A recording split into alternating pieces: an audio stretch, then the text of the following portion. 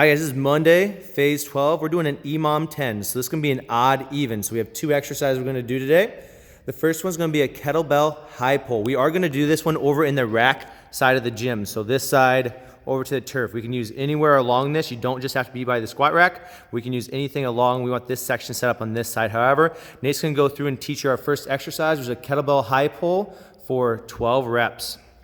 All right, kettlebell high pull, a lot like the deadlift in terms of how we're going to be positioning to start. So I'm going to think about feet a little bit wider than shoulder apart. So we're going to go a little bit more sumo style here. Then from there, I drive those hips back, and then I'm going to go down. But I'm going to keep that nice tall chest. I'm not going to allow the rounding in my shoulders, so I can get down to that kettlebell using that posterior chain.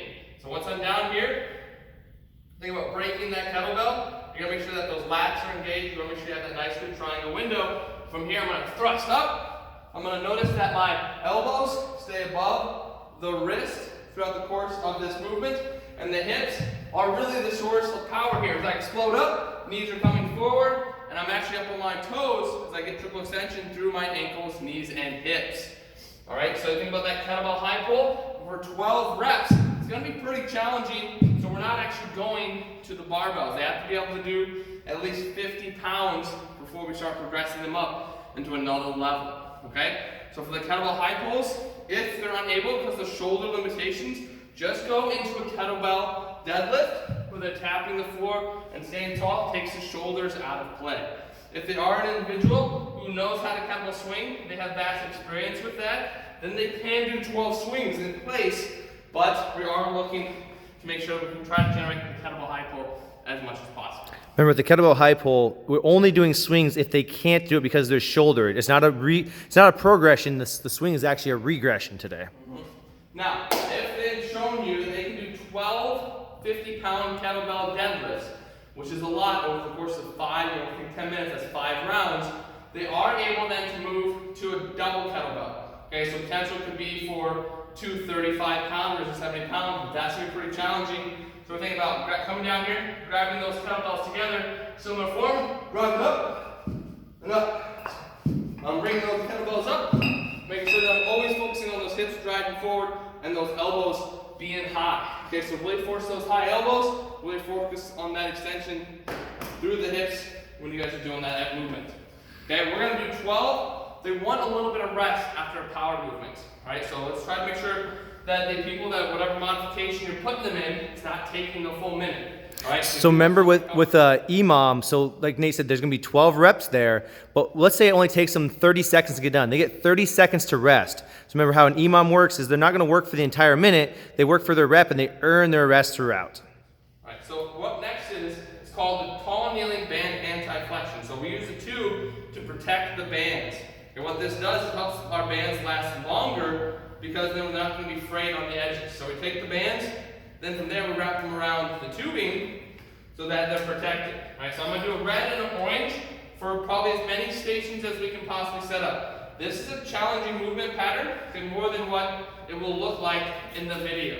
Right, so what we're going to be doing in tall kneeling, for those of you guys that understand the levels of stability, tall kneeling means that I'm on both knees. Okay, so I'm coming away from my platform, got my toes dug into the floor, my glutes are engaged to make sure that I can stay in that nice straight line. I'm actually going to go palms either neutral or towards me in this position, and then from there I'm going up and I'm focusing on that rib cage. Is my rib cage flaring as I extend? So we're going to go 1, then we're going to go 2, and we're going to do that until we get to 20 reps. So it's okay for a tall kneeling anti-flexion pattern to take a little bit more time and have a little bit less rest, because it's more of that corrective strength pattern of the shoulder than say kettlebell high pull, right? On this one, we're not as worried about them resting. So take their time, make sure they're doing it right, and we're not getting any leaning when we're doing this exercise. We want to make sure we're not flaring up that rib cage, right? And that's your tall kneeling anti-flexion. One thing we do see on that one, guys, that tip there is like some people don't push it back far enough. So Nate, you want to go down that position for a second for me real quick? One thing I do see is people keep it too far out in front of them and they don't get their core engaged. So you see how he's way back there? That's good. That gets the core engaged. But if he keeps it just out in front, like a shoulder press, he's out in front of his eyes with it, keep it out. Yeah, like that. Yeah. So if they keep it out too far in front, they won't feel it in the core. It's that extension he gets way back to that they really feel it in the core. So make sure they get enough extension behind them. Here's the second EMOM for this day on Monday. No good. We're going to be doing dumbbell thrusters. Similar to the kettlebell high pull, we're going to stick with 12 reps. For this one, we want to challenge the weight of the thruster. So on this one, you want to make sure it's heavy enough that when we are loaded, that when I go down to my squat, coming up to my thruster, that by the end of 12, I'm pretty gassed. All right? It's going to be another one of those where the power movement is where we're trying to get tired. All right? So with the weights, hold them there, right at that rack position. Get down into your squat, just like a front squat would be, so it's weighted.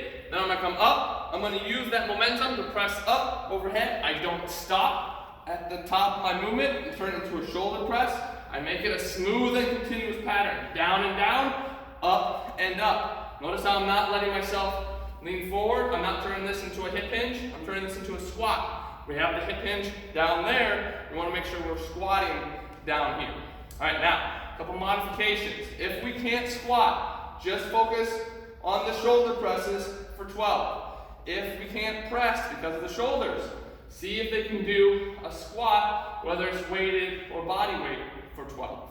Okay? So that's going to be the thruster exercise, 12 reps. Similar to the kettlebell high pull, takes 30 seconds rest. Similar takes 40, 20 seconds rest. Now, the next exercise may require no equipment if they're able to do flutter kicks.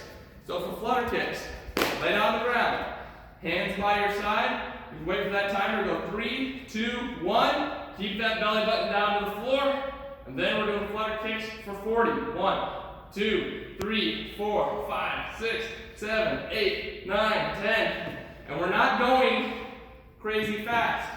Core movements are about control and stability. So notice how my flutter kicks are nice and smooth. It's okay again to take the entire minute or most of it. One tip on that one, if you're having a little trouble with it in the lower back, it is okay for people to put their hands underneath their butt. That kind of takes a little tension out of the lower back if you need a little help, like see how Nathan has there. That is okay if somebody needs to do that or they're having lower back pain, don't be afraid to have them put their hands underneath. If they have, no, if that doesn't help, there's another way we can do this. So we gotta make sure you're putting the people in the right modifications. So that may be having them do what's called assisted leg walking. So I will take one leg in a band, I'll pull it up, I'll put up only as high as I can keep this leg straight.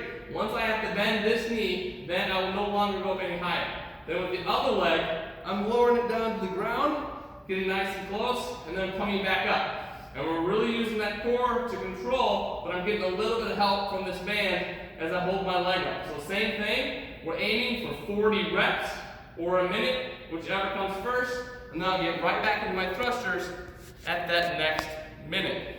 Okay? So we're trying to make it a core exercise, just get a little bit of assistance.